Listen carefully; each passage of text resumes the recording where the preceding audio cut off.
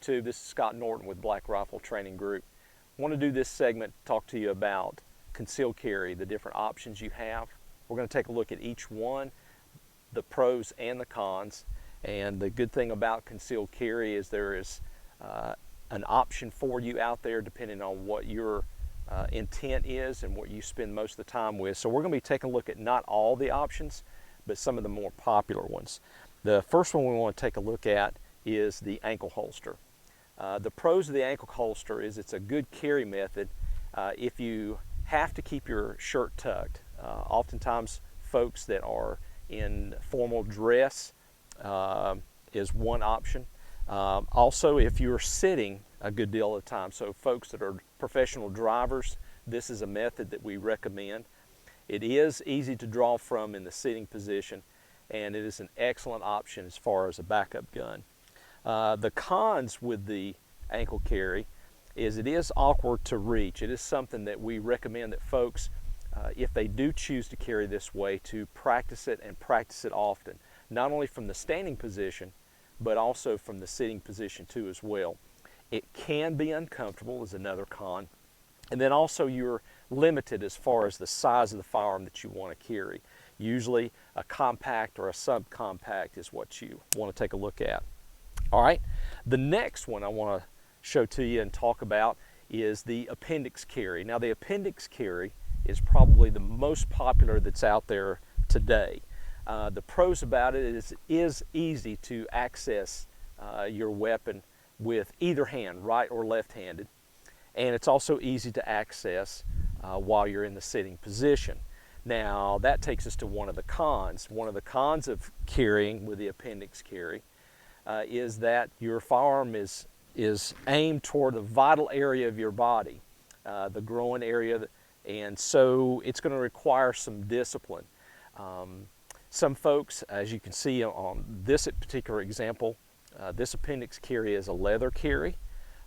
However, one of the more popular is become the kydex. And then on a different segment, we'll talk about the pluses and minuses between leather and kydex. Another con of the appendix carry is it is not the most comfortable to carry. It is one that when folks try to decide if they want to go to appendix carry, I advise them to unload your firearm and wear it around the house. Take a day when you're off and doing yard work, shopping, whatever, and wear it to make sure that you're comfortable with it.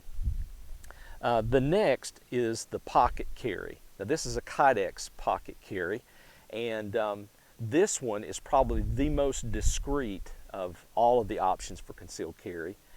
It is an excellent choice for a holster for a backup weapon, and it is probably the easiest to carry. Most everybody, at least in males, men are wearing pants with pockets all the time. This may not be necessarily the best option for females, seeing how that oftentimes they may wear clothing that doesn't provide pockets. So that is something to consider.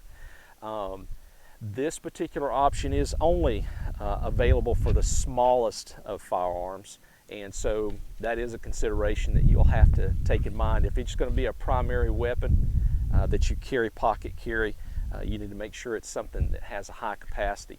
All right, the next option is an oldie but a goodie. It's not the, back in the day it used to be the most popular, and that's the shoulder carry. This is the one that you used to see on television in the 70s and the 80s and some of the 90s. And it has some pluses and minuses to it as well. Some of the pros is it is easy to draw from in the seated position. It does make it easy to carry the handgun and to also, as you can see here, carry 2 spare mags. It is easy to carry a full-size firearm with the shoulder carry. However, it does have some minuses. Probably the biggest minus that stands out, or the con that stands out, is that you have to wear some sort of covering, a jacket of some sort to cover it, because we are talking about concealed carry.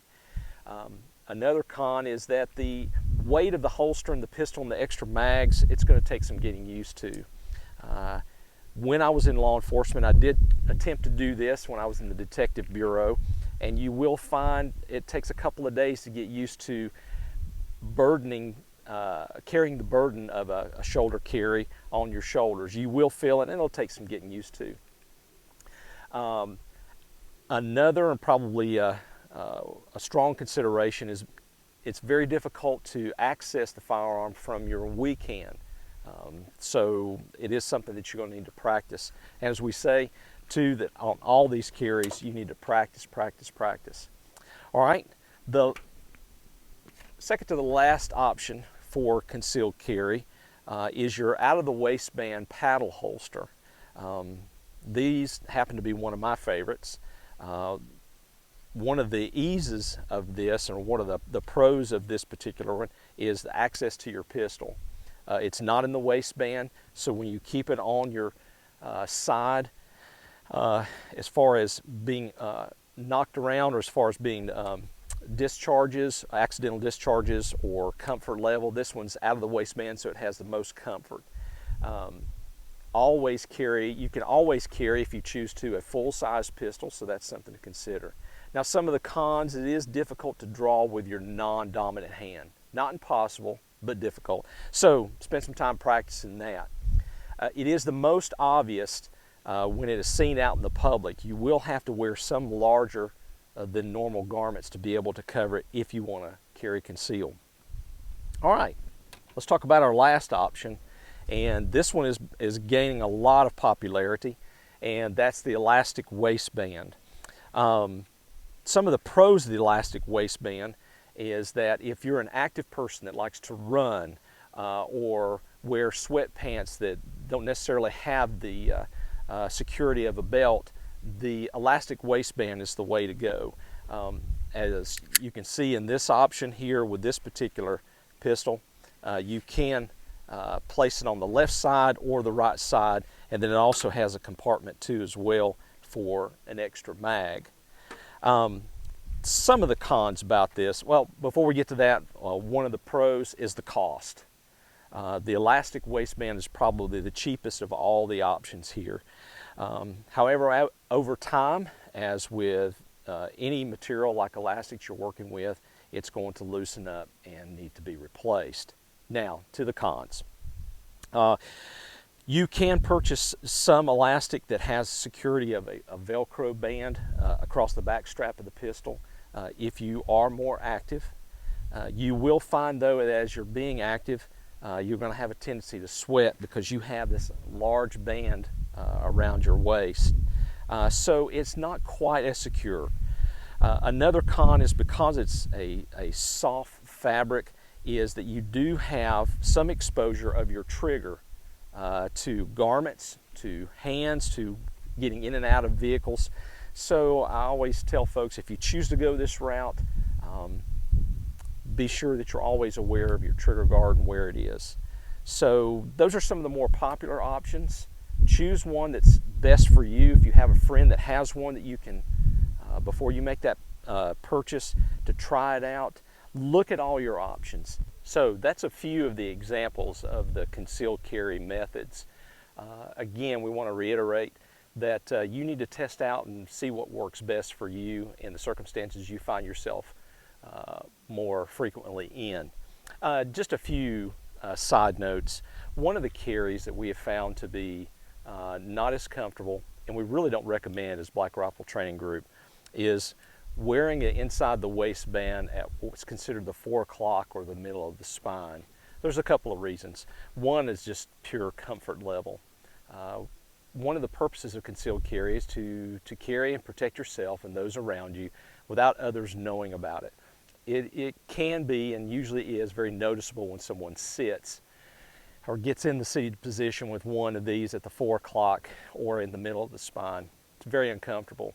The second reason, and probably the most important, is that it is more accessible by other individuals. So we don't recommend that. Now, ladies, we haven't forgot about you.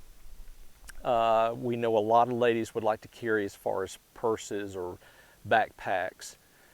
We find this to be somewhat of a risk. We don't recommend that ladies do what's called off carry, which means in a purse or in a backpack. Fanny pack is probably the best, although it may not be necessarily the stylish way to go for you ladies. However, when you carry off person, you run a risk of someone getting a hold of this firearm.